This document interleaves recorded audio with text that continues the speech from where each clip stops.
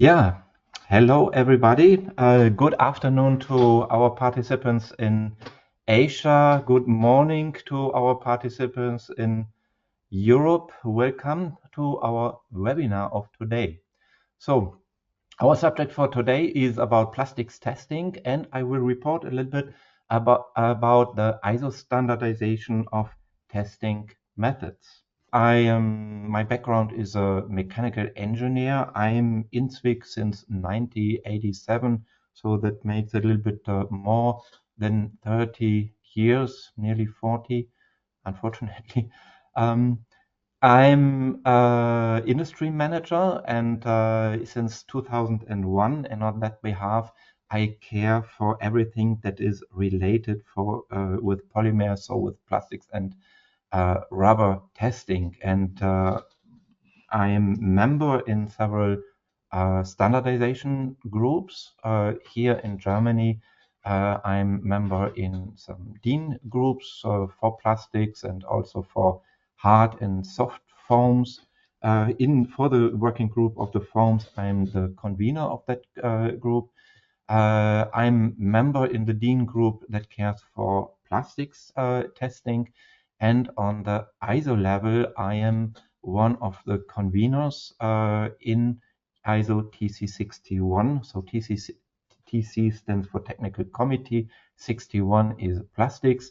The subcommittee 2 is about testing, and the work group 1, where I'm the convener, cares for static properties. So this is everything related to tensile, to flexure, to creep, and so on. So everything which is static. And I also work as a liaison officer between some work groups between ISO TC61, so the plastics committee, and 45, which is the rubber committee. So that's me. I wave my hand, and yeah, let us start into our subject. So during this presentation, I will switch off my camera so that you have a little bit more screen. You will see me later, but I really stay here. So when we talk about standardization of plastics, there are some general outlines, and one of these general outlines is ISO 10350 Part 1. This is about testing molding materials. So when we just want to characterize the material itself, we look for comparability of materials data.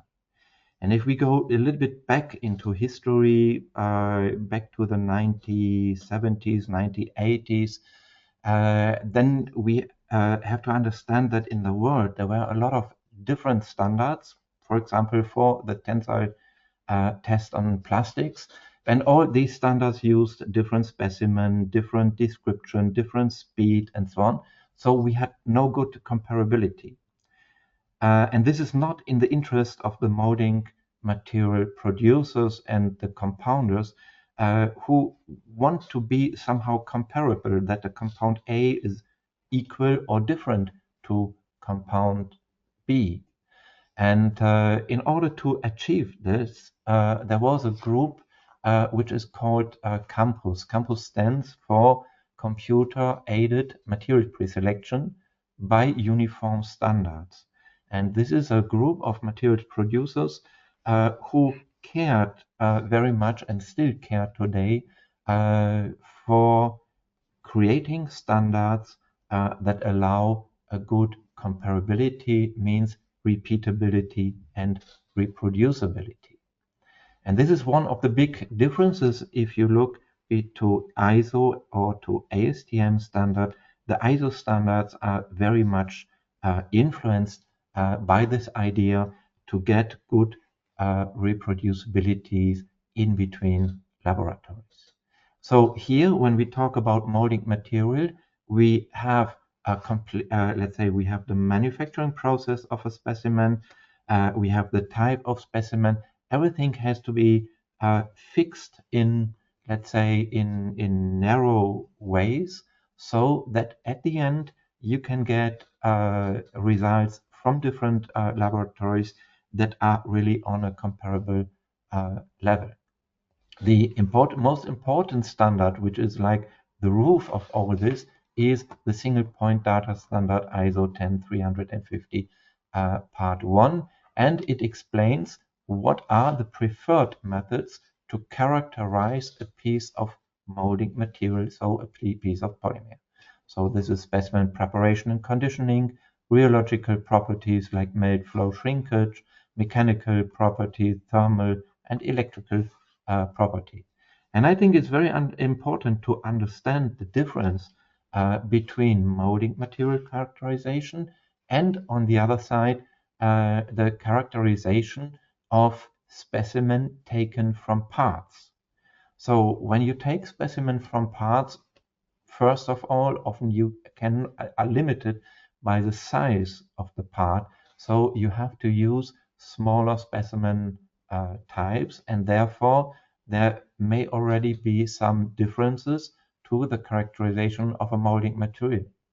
Furthermore, if you look, so this here is a dashboard with different injection points.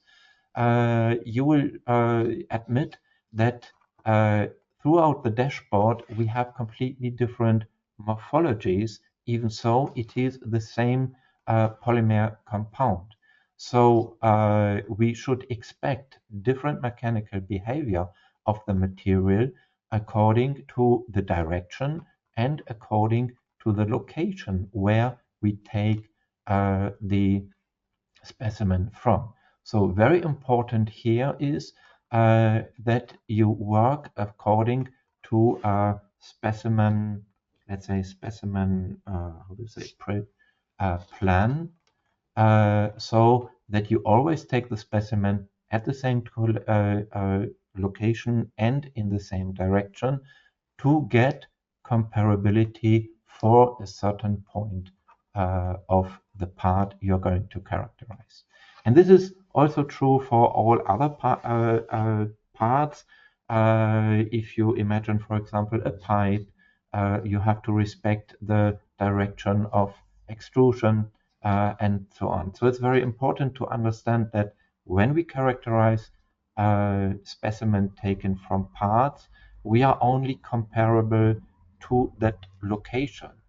While when we characterize molding material, uh, we aim for a general characterization of that polymer compound we are going to test. Yeah. When we go further on, a very important standard in that world is ISO 27753. So some of you may know the former ISO 3167, which was called the multi-purpose specimen. So the aim at that time was to create one specimen, which is on which we can do a lot of different types of tests. So this idea was extended, and so this ISO 3167 was replaced by ISO 27753, which is today a larger standard that covers many different specimen types.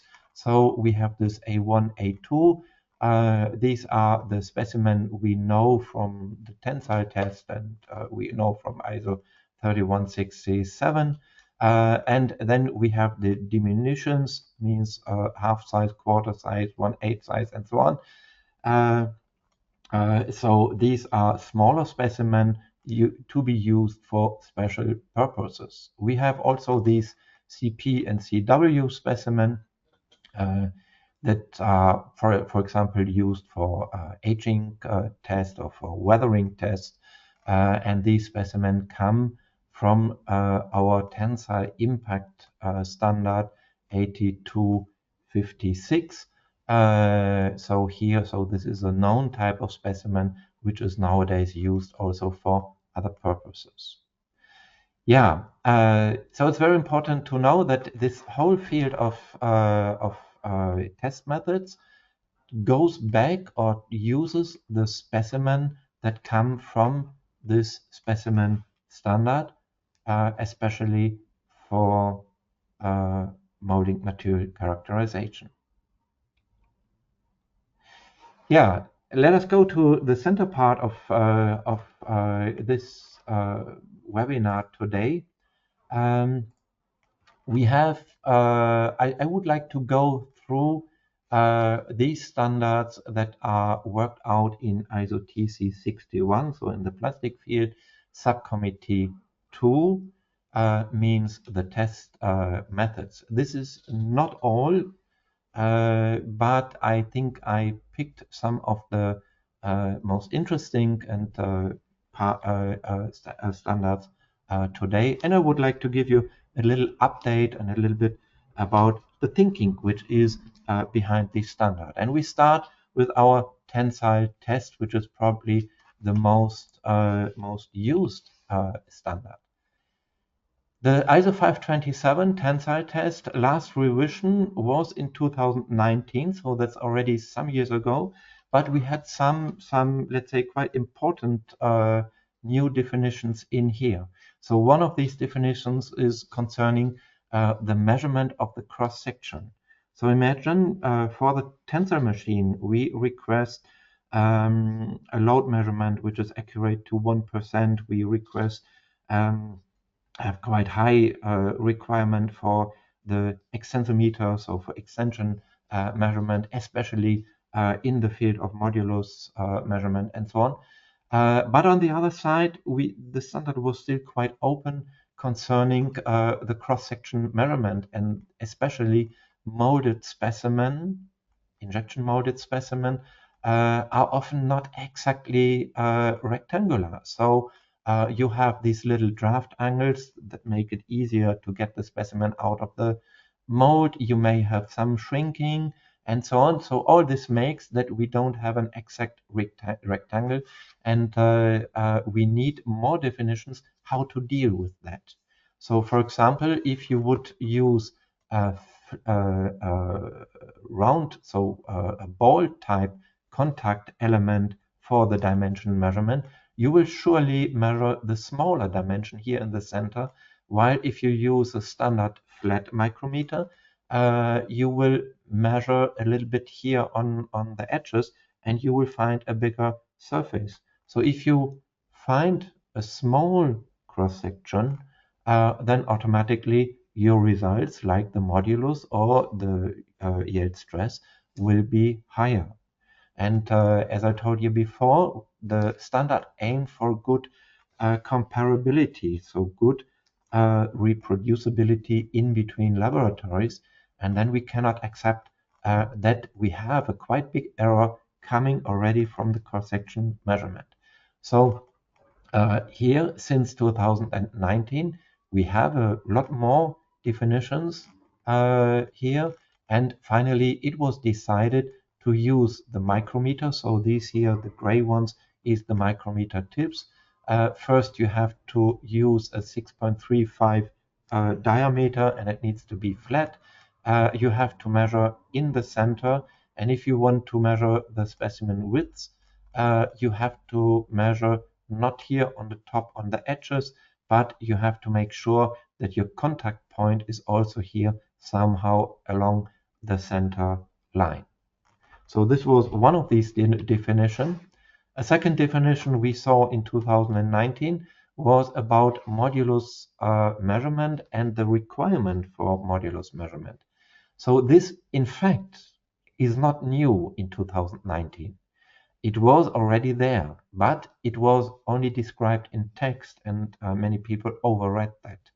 And that was the reason to give it a little graphic to make it more clear. So the aim of the standard here is to say, okay, when we measure our stresses, we have a requirement on the load cell to be class 1, means to measure the stresses with an accuracy of 1%. When we measure extension and we use the class 1 of the calibration standard for extensometers, which is ISO 9513, 3, then we would be allowed to measure each of these points with an accuracy of plus minus 3 micrometers, which makes over the distance over which we measure the modulus, which would make 6 plus minus 6 micrometers, means it could bring us in nominally plus minus 6% of error. And in order to avoid that, the standard defines the accuracy between 2 points as being 1% for the bigger specimen types and as being 1 micrometer for the smaller specimen types. So this work came in 2019. Another quite important change was also about the definition of the results in 2019. And we had a problem here in the specimen type 2. So this is typically a polypropylene. You have a yield point here. And after the yield point, somehow the stress, you have a higher stress than in the yield point. So nominally, you would say the maximum is here. But if you don't have this little thing here at the end and this raise of stress, then your maximum would be here. This means that in one statistic, we have 2 points that are completely different on the curve. And this is something we wanted to avoid. And now, by definition, the maximum stress is always the first maximum that occurs in a stress-strain diagram. So this was also a new definition that we had in ISO 527 Part 1 in 2019. Today, the standard will come into revision. So we have a planned revision starting this year.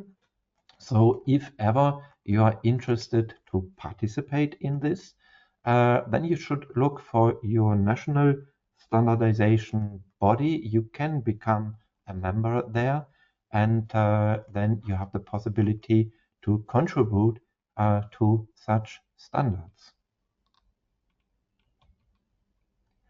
Yeah, ISO 527 Part 2, this is definition of the molding materials. Testing of molding materials and especially testing of molding materials, and it defines mainly the specimen. So I told you we have this ISO 2753 standard that defines all the test specimen for plastics testing, and so we have to adopt all the individual test standards, like for tensile, for bending, and so on.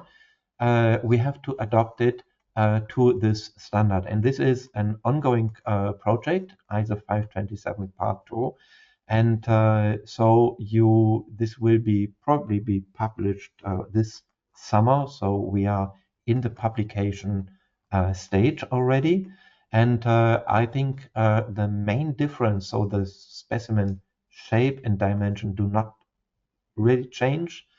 The main difference that you will notice is that the former specimen, which were called the type 1A or the type 1B, will now be A1 and A2. So we have a difference in the denomination of the specimen for the sake of having more, let's say, more standardization in specimen types. Yeah, ISO 2753 also is in a revision or has a planned revision. So there are some smaller points that need to be adapted, especially concerning one specimen type which is used for high-speed tensile. It will come into this standard and have, let's say, some supplementary definitions there. Yeah, ISO 178 is the flexural test. And here also we had a last publication was in 2019, and one of the main changes that we had at that time was about this table. And because people discussed, do we need an extensometer like this placed under the specimen, or can we just work with a crosshead travel? And the answer to that is it depends. It depends on what is your aim in testing. And we defined, or we defined 4 different situations.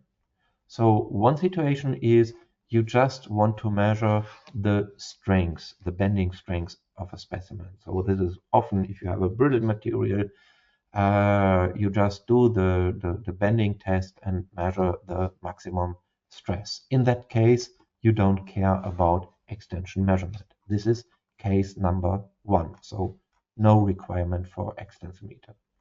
The case number 2 is you measure strains, but only quite large strains. So, for example, you expect a break somewhere between 1 and 3.5%. Then probably you can just work with a crosshead displacement, and let's say the accuracy requirement is not very high. We said, okay, a class 2 will probably do the job. If you want to measure more and you measure, for example, also the flexural modulus, then we identified 2 different cases. The first case is the typical quality control case. So means your aim is to be repeatable with yourself. So means you have a running production and you always use the same machine and do tests every day, every week, whatever. And you just want to see if you have shifts in the results during your production time.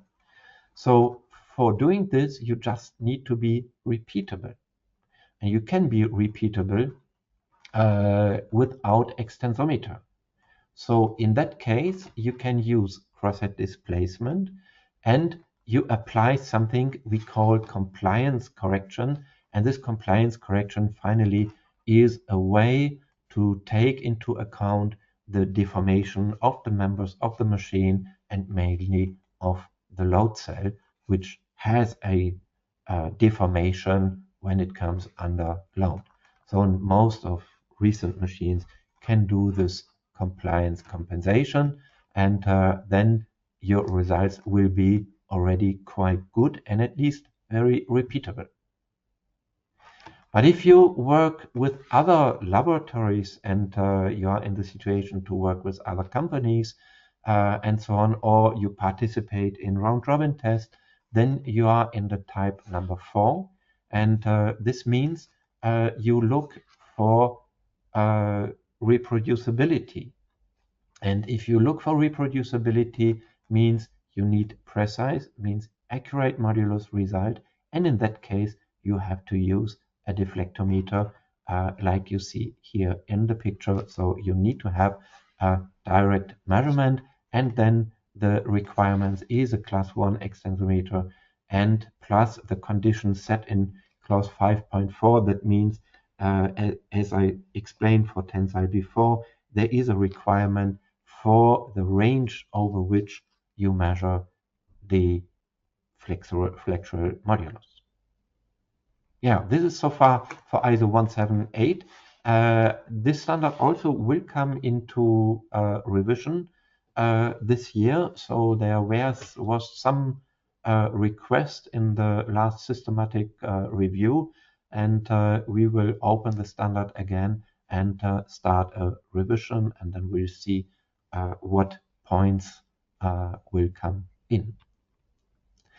Flexural creep, ISO 899 Part 2, has been published recently. So here the trigger point for doing this project finally was a typing error. In the condition means in the requirement for the accuracy of the travel measurement or the extension measurement, there was a typing error making that we had 100 times too high requirement.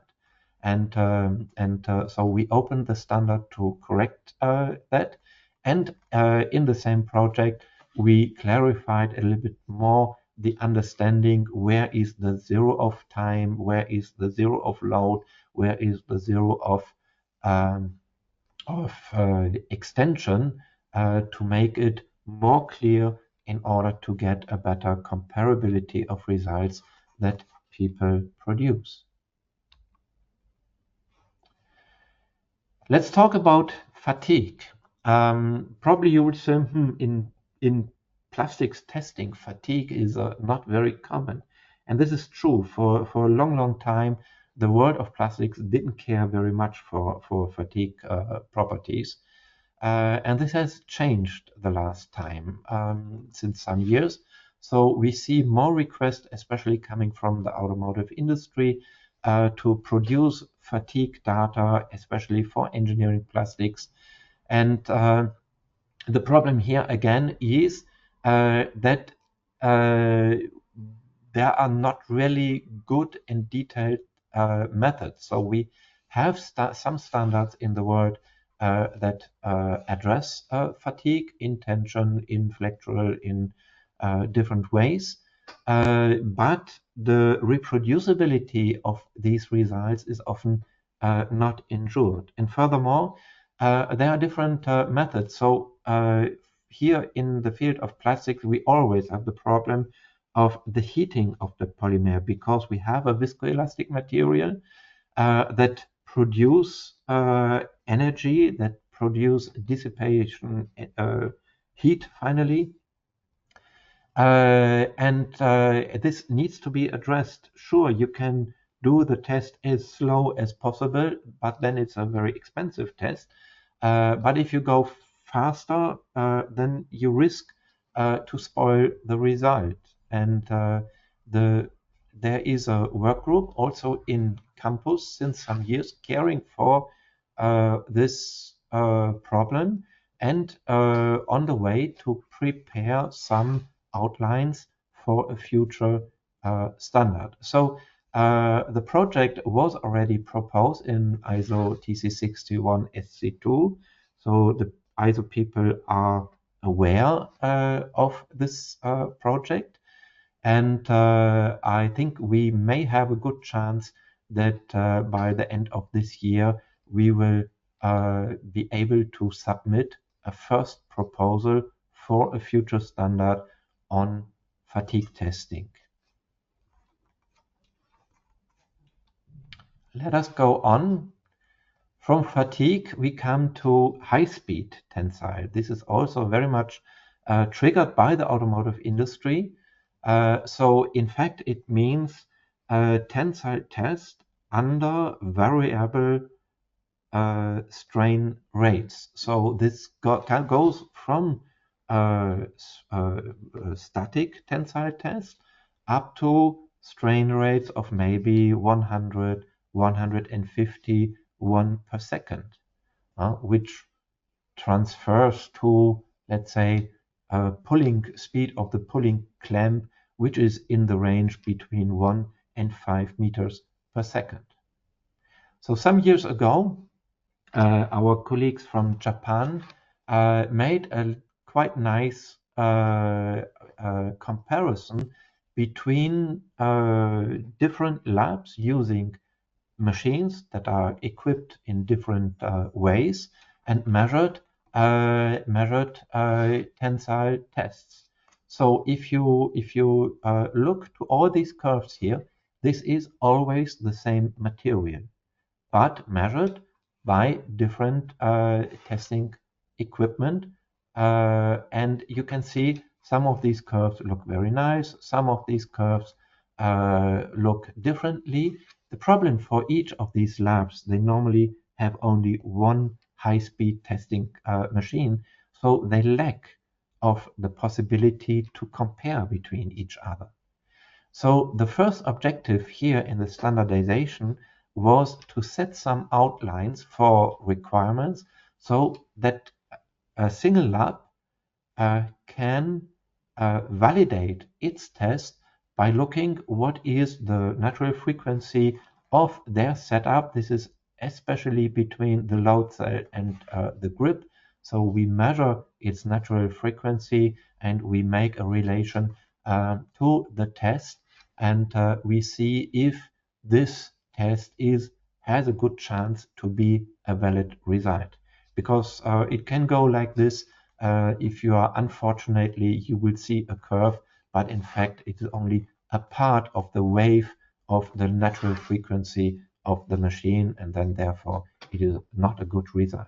So on that behalf, ISO 22183 was developed and published in 2023. And for those of you who work in that field with high-speed test, I think it's very interesting to look deeper into that, because it gives you a quite interesting validation method.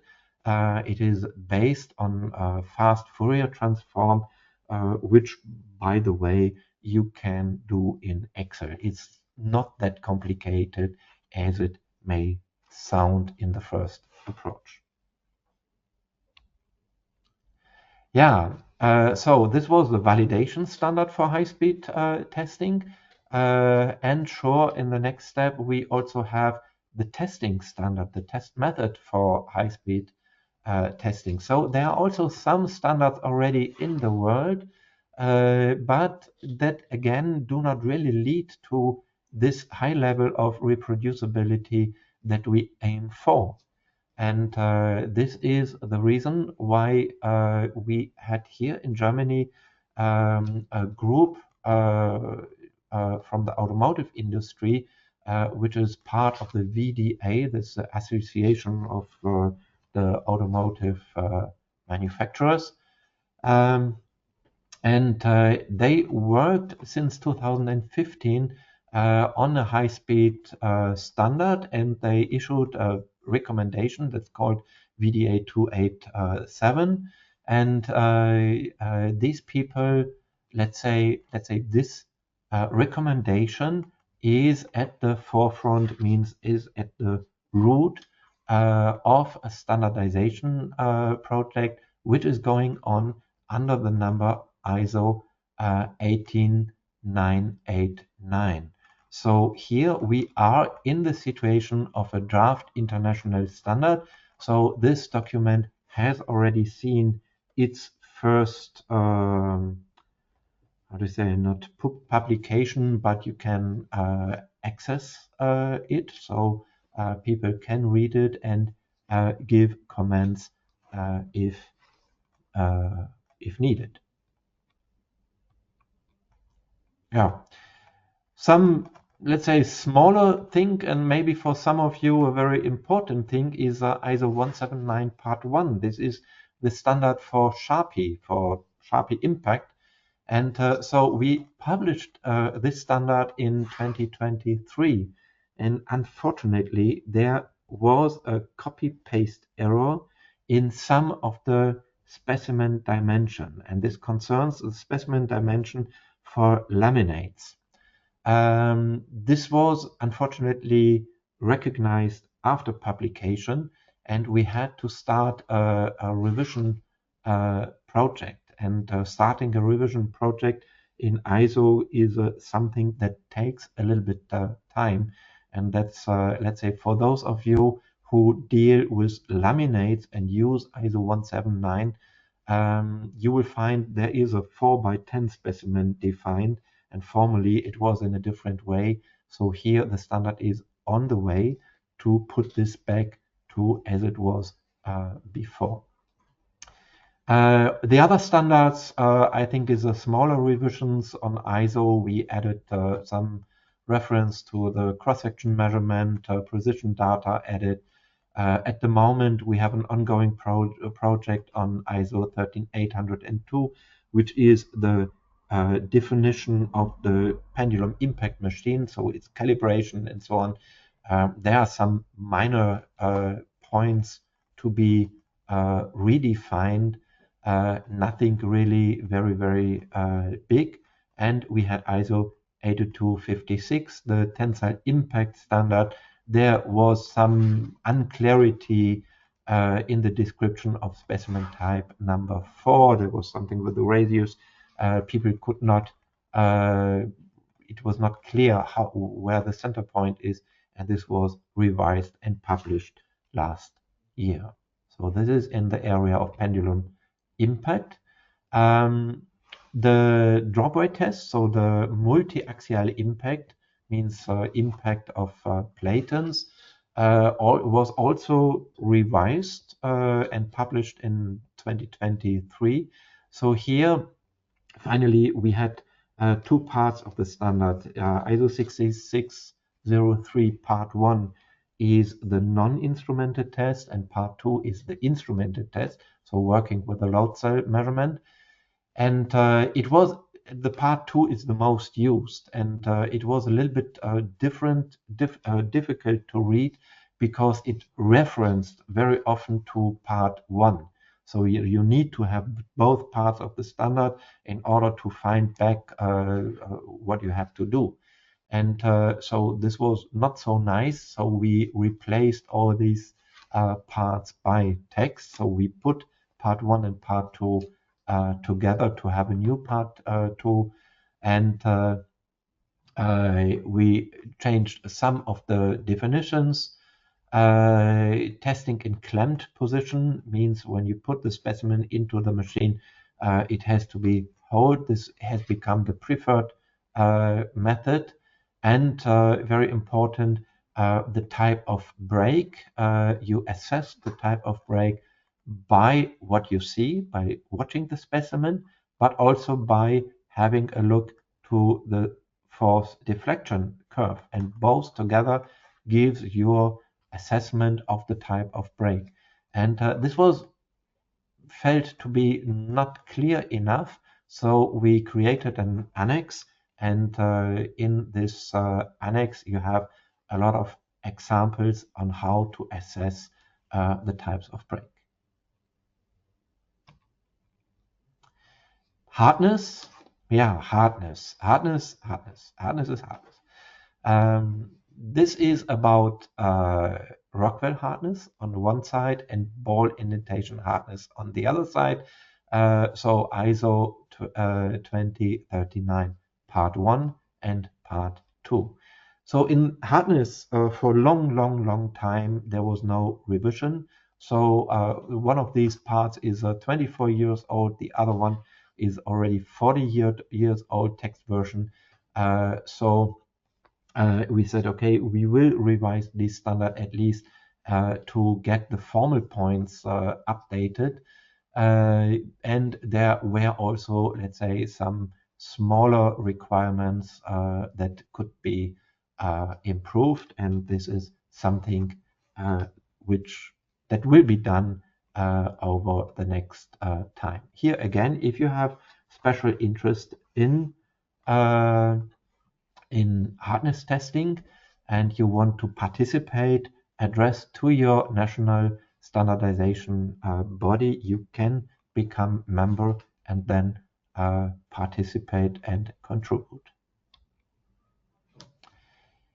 In HDT test, heat distortion test, we work actually on the Part 2, mainly on the Part 2. Part 2 is a characterization of molding materials, of plastics, and we will see an internal round-robin test, which is planned by the end of the year. So the lead here is from China, and so the specimen production is foreseen now for this month, May.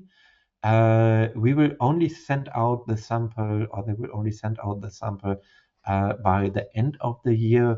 in order to avoid the summer, as there may be some heating during transport, and we want to avoid that. So we will do the testing over the winter in order to ensure that these specimens have not been submitted to excess temperatures. Yeah, measurement uncertainty. This is a very broad issue, a very interesting point also. So measurement uncertainty is required if you work in an accredited lab. So the accreditation requires you to evaluate measurement uncertainty, and many people use the method A, which is described in the guide of the GUM, the guide of expression of uncertainty in measurement. So this top-down method, it is called, is mainly based on, let's say, tests done within the laboratory and participation in a round-robin test. So from here you can quite easily calculate some measurement uncertainty. The more difficult one is the bottom-up method. So the bottom-up method finally works like as this at this principle. You have to identify which are the biggest contributors of measurement uncertainty, means of measurement error, if you want. Is it sample preparation? Is it conditioning? Is it cross-section measurement? Whatever. And then you have to sum up all these contributors of measurement uncertainty in order to find the measurement uncertainty of a test that you are going to do. And here is a lot of unclear situations, and I see in different standard committees there is discussion around that. The people in the metals area already started to do this for the tensile test for metals, and they produced, let's say, a technical report.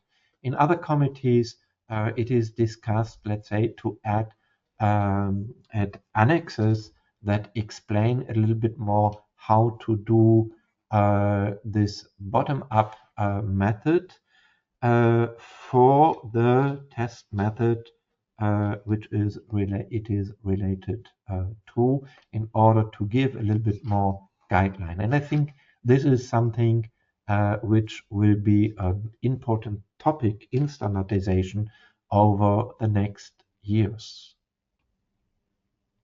Yeah, so far for our standardization in ISO TC61, I have a little point that let's say a little project that we did together with ASTM. So in the field of testing of melt flow rates. So maybe some of you know we produce plastometers, so melt flow plastometers that work on the base of a load cell. So instead of using weight pieces, it has an inbuilt, I think I have it here somewhere. Here it comes. So it has an inbuilt load cell, and we use regulation, so load control regulation to apply the force on the polymer melt via the piston. And for a long time, let's say in ISO 1133, this was always allowed to use such type of machine. In ASTM, the description was not like that, and so it needed a revision. And this revision contained several points. I think you can read yourself. But at the end of the day, it means that since 2023, such type of load-controlled plastometers is allowed in ASTM. So they created a precision and bias statement, which you find today in the ASTM standard. There were several laboratories involved using such type of machine, and the result overall was quite good. The repeatability at the same level and the reproducibility was even improved when using load control plastometers. So all this makes that today it is allowed in ASTM, and the question is, why do we do that? And the point is, a load control machine like this one has much more possibilities to control the test and to react during the test. And what we can do with this machine today is it can work in travel control or in load control. We can just put in the material, we select the standard, and we select temperature and load, and then this machine knows how to perform the test. Means you don't need to do any further settings. You don't need to store lots of parameter sets and. It makes the administration of bigger labs really very simple. And this is one of the aims that we had here. Thank you very much for your participation. If you have further questions, you can find us on zwickroll.com, zwickroll.tv, or on LinkedIn, or sure, you can also send us an email and you will find us. Thank you very much for your patience, and yeah, hope to see you next. Thank you and bye bye.